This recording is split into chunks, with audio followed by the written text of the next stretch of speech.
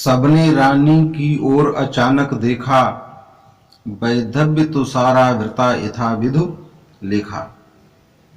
जब कैकेयी के उस दृढ़ निश्चय को सुनकर के सभी लोग चौंक उठे और चौंकने के बाद सबकी दृष्टि अचानक कैकेयी की ओर पहुंच गई। उस समय विधवा के वेश में वह सफेद वस्त्र धारण किए हुए ऐसी प्रतीत हो रही थी मानो कोहरे से ढकी हुई चांदनी। वैधव्य तुषारा वृता यथा विधु लेखा। विधु माने होता है चंद्रमा और लेखा माने कोई होती है किरण, और तुषार माने होता है बर्फ या पाला कोहरा कह लीजिए इसको, और वैधव्य माने विधवा, विधवापन। कि हमारे भारतीय समाज में परंपरा रहे कि जब कोई स्त्री विधवा हो जाती है तो वह श्वेत वस्त्रों को धारण करती है। तो उसी का चित्रण करते हुए कवि ने कहा कि विधवा के वेश में सफेद वस्त्र धारण किए हुए वह कैकेयी ऐसी प्रतीत हो रही थी मानो तुषार से ढकी हुई कोई चंद्रमा की किरण हो। बैठी थी अचल तथापि असंख्य तरंगा, वह सिंही अवथी हाहा गोमुखी गंगा। यद्यपि कैकेयी निश्चल और स्थिर बैठी हुई थी, बैठी थी अचल माने निश्चित और स्थिर बैठी हुई थी, तथापि माने फिर भी असंख्य तरंगा माने उसके मन में, उसके हृदय में अनेक प्रकार के भाव, अनेक प्रकार के विचार रूपी लहरें उठ रही थीं। वह सिंही अवथी हाहा गोमुखी गंगा। जैसे सिंहनी जैसा रूप धारण करने वाली वह कैकेयी अब गोमुखी गंगा के समान शांत, शीतल और पवित्र हो उठी थी। ऐसा कवि ने क्यों कहा? उसको एक तरफ सिंही कहा, दूसरी तरफ गोमुखी गंगा कहा। दो चीजें हैं, इनको समझना अत्यंत आवश्यक है कि एक समय था जब राजा दशरथ से वरदान मांगने के लिए ये वही कैकेयी है। लोग विचार करने लगे कि ये वही कैकेयी है जो अपने वरदानों की पूर्ति के लिए राजा दशरथ के ऊपर सिंही के समान, शेरनी के समान दहाड़े मार रही थी। उनको ऐसा लगता जैसे अभी खा जाएगी अपने वरदानों की पूर्ति करने के लिए। लेकिन आज वही शेरनी वाली एक कैकेयी इतनी शांत कैसे है, इसके मुख से इस प्रकार के वचन कैसे हैं निकल रहे हैं, इस बात को लोगों को बड़ा आश्चर्य हो रहा था कि ये वही सिंहनी कैकेयी है कि जो आज गोमुखी गंगा के समान शांत, शीतल और पवित्र हो उठी, अर्थात उसके मुख से गंगा जल के समान कल्याणकारी और मधुर शब्द निकल रहे हैं। तो कैकेयी कहती है, हाँ जनकर भी मैंने न भरत को जाना, सब सुन ले तुमने स्वयं अभी ये माना। कैकेयी ने राम से कहा, ये सत्य है कि भरत को जन्म देकर भी मैं उसे पहचान ना सकी, समझ ना सकी, उसके हृदय की गहराई को मैं नाप ना सकी। यहाँ सभा में उपस्थित सभी व्यक्ति मेरी इस बात को सुन लें, समझ लें, और राम ने भी अभी इसी बात को स्वीकार किया है। ये सच है तो फिर लौट चलो घर भैया, अपराधिन मैं हूं तात तुम्हारी मैया। हे राम, यदि बात सत्य है कि मैं भरत को जन्म देकर भी उसे नहीं पहचान सकी और तुम्हें वन भेजने में उसका कोई हाथ नहीं, तो मेरे अपराध की सजा तुम भरत को क्यों देते हो? क्योंकि ये भरत तुम्हारा अपराधी नहीं है, तुम्हारी अपराधनी तो मैं हूं। तुम्हें वन भेजने में वास्तविक अपराध तो मैंने किया है, इसलिए दंड की भागीदार भी मैं ही हूं। इसलिए तुम चाहे जो दंड मुझे देना चाहे दे सकते हो,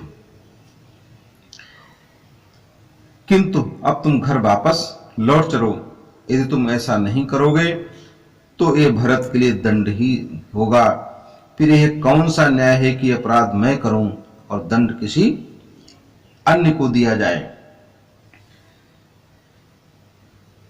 दुर्बलता का ही चिन्ह विशेष शपथ है, पर अबला जन के लिए कौन सा पथ है। आगे कवि कैकेयी कहती है कि सौगंध खाना किसी व्यक्ति की कमजोरी का ही प्रमाण होता है। यदि वो अपने को निरपराध घोषित करना चाहे और उसे कोई प्रमाण ना हो, तो उसके लिए एक ही प्रमाण होता है कि वो सौगंध खाया करता है, कसमें खाता है। तथापि मैं तो एक अबला स्त्री हूं, तो मुझे अबला के लिए सौगंध खा करके अपनी बात को प्रमाणित करने के अतिरिक्त मेरे पास अन्य कोई उपाय नहीं है। मैं कसम ही खा करके कह सकती हूं कि ये भरत ने कोई अपराध नहीं किया है, सारा अपराध स्वयं मैंने किया है। इस प्रकार सौगंध खाते हुए कैकेयी ने कहा कि वास्तविकता तो यही है कि इस कार्य को करने के लिए मुझे भरत ने नहीं उकसाया। यदि मैं उकसाई गई भरत से होऊं, तो पति समान ही स्वयं पुत्र भी होऊं। तो कैकेयी सौगंध खाती हुई कहती है कि मुझे किसी ने प्रेरित नहीं किया। यदि कोई इस बात को सिद्ध कर दे कि मुझे भरत ने इस कार्य के लिए प्रेरित किया, तो जैसे मैंने अपने पति को खो दिया, वैसे ही मैं पुत्र को भी खो दूं। तो कैकेयी ने उपस्थित जन समुदाय से कहा, किसी व्यक्ति ने कह दिया होगा कि अरे नहीं नहीं ऐसा ना कहो, ऐसा ना कहो। तो कैकेयी उनको रोकती हुई कहती कि ठहरो, मत रोको मुझे, कहूं सो सुन लो, पाओ यदि उसमें सार उसे सब चुन लो। तो कैकेयी उनको रोकती हुई कहती है कि ठहरिए, मुझे अपने मन की बात कह लेने दीजिए और मेरी बात को सभी लोग ध्यान पूर्वक सुने। यदि मेरी बात में कोई सार हो, यदि उसमें कोई अच्छी बात आपको लगे, तो आप उसको ग्रहण कर लीजिए, अन्यथा नहीं। करके पहाड़ सा पाप मौन रह जाऊं, राई भर भी अनुताप न करने पाऊं। अब मेरे लिए ये संभव नहीं है कि मैं पहाड़ जैसा पाप करके भी चुप रह जाऊं। मैंने बहुत बड़ा पाप किया है, छोटा मोटा पाप नहीं, पहाड़ के समान पाप किया है, और उस पाप के लिए क्या मुझे थोड़ा सा भी पश्चाताप नहीं करना चाहिए? अवश्य करना चाहिए। राई मैंने सरसों का दाना होता छोटा सा, तो पहाड़ जैसे पाप के लिए क्या मुझे राई भर भी यानी थोड़ा सा भी पश्चाताप नहीं करना चाहिए? जिस क्षण कैकेयी इस प्रकार की बातें कर रही थी, तो आगे कवि ने प्रकृति का चित्रण करते हुए कहता है कि थी स नक्षत्र शशि निशा ओस टपकाती, रोती थी नीरव सभा हृदय थपकाती, उल्कासी रानी दिशा दीप्ति करती थी, सब में भय विस्मय और खेद भरती थी।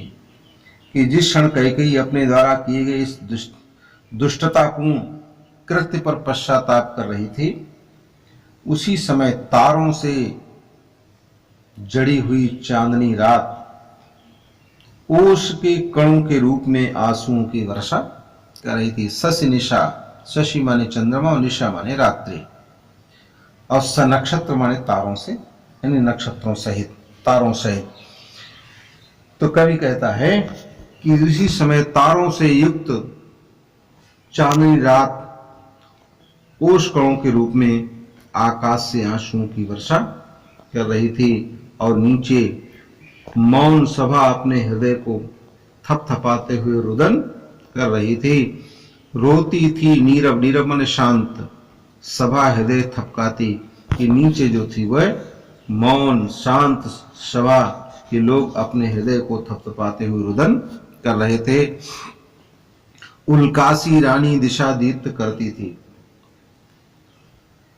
कि जिस रानी ने उल्कापात करके अयोध्या के समाज को नष्ट कर दिया था, घनघोर संकट में डाल दिया था, कि आज वही रानी, उल्कासी रानी दिशा दीप्त करती थी, आज वही रानी सर्वत्र अंधकार ने व्याप्त लोगों के हृदयों को उल्का पिंड के समान प्रकाश बिखेर रही थी।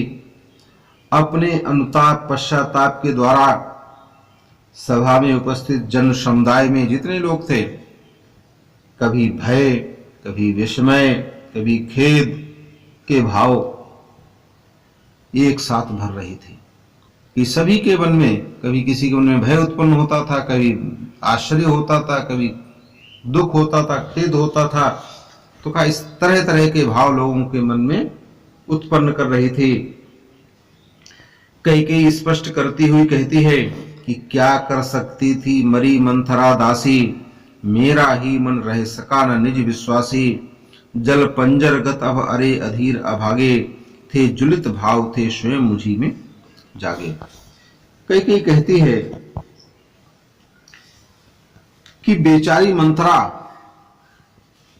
एक साधारण दासी थी, पढ़ी लिखी नहीं थी, अनपढ़ थी, और दासी तो वो मेरी थी, मैं उसकी दासी नहीं थी। जो मैं कहती उसको वो मानना पड़ता।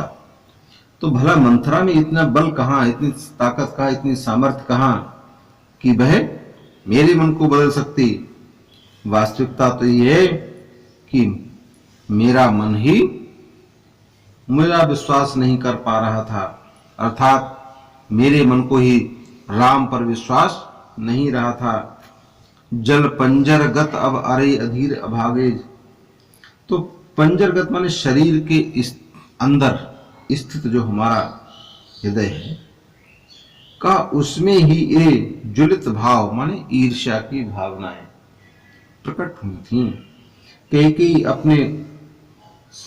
अपने मन को संबोधित करते हुए कहती है कि मेरे शरीर के इस भीतर स्थित जो हमारा मन है, कहा कि वे भाव स्वयं ही उसमें जागृत हुए थे, अर्थात घर में ही आग लगाने वाले भाव तेरे इस मन अंदर जागृत हुए थे। इसलिए इस शरीर की जो ठठरी है, जल पंजर है, इस शरीर की जो ठठरी के भीतर जलने वाली आग है का, इस आग में स्वयं तुझको जलना होगा।